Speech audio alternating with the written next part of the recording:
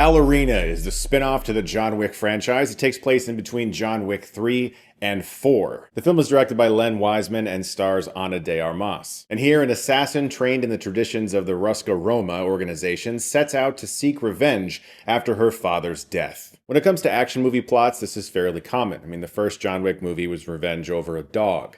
The second film and the third film, they continued to really expand the lore of the Continental and all of the rules, and it felt like a bigger world. Now that we know what this world is, Ballerina is basically operating as a revenge action movie that has a lot of really extended and admittedly very well done action scenes that are reminiscent of the John Wick feel. Beautiful wide shots that don't cut away that often, a lot of bloody carnage, a great score by Tyler Bates, and a handful of very memorable action set pieces, one including a flamethrower. What this film really has in its favor though is Ana de Armas as the lead. She was amazing in No Time to Die. She almost stole that whole movie, and that section that she was in of that movie came to life with such energy that it was inevitable that she would eventually be given a franchise like Ballerina, and she really proves herself here, throwing herself into these action scenes, doing tons of great stunt work. Yes, you can tell when a stunt double is involved, and just like you can in the John Wick movies. I mean, the guy falling down those steps in John Wick 4 definitely is not Keanu Reeves, and you can tell, and there's kind of a beauty to that.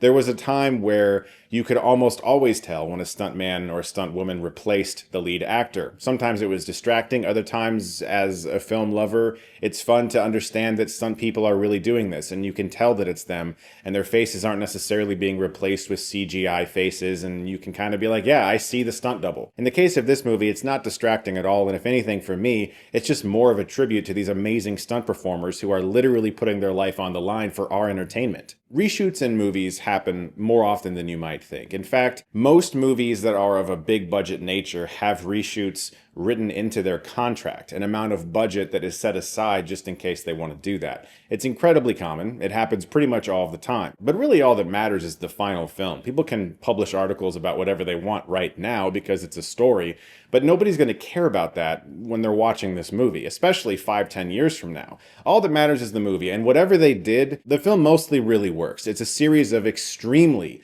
intense action scenes that are very well executed, brutal and bloody as all hell, anchored by a great performance from Ana de Armas. Yes, the story itself does feel like the movie is bouncing back and forth a little bit. Sometimes you're starting to grasp an emotional feel when it comes to the pull of the story, and then you're thrown into another very long and extended action scene.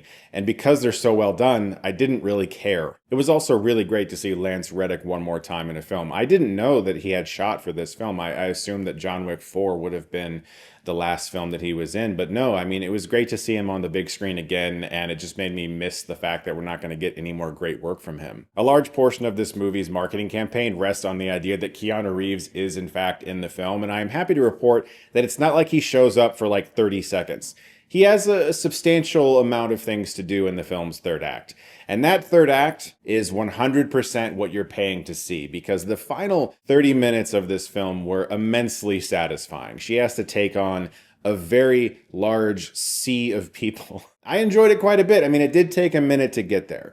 The movie is paced in a way where it comes to life when she's doing really awesome things on the screen, but it does start to pull back a bit in between those moments. And that's basically because the story here just isn't as expansive as some of the other John Wick movies. And that's, again, not to say that the John Wick films are known for their story. We go to see these movies to see John Wick kick ass and kill people with a pencil and stuff. The story needs to work, and it needs to feel logical, and there needs to be some emotional pull to the reason why these things are happening.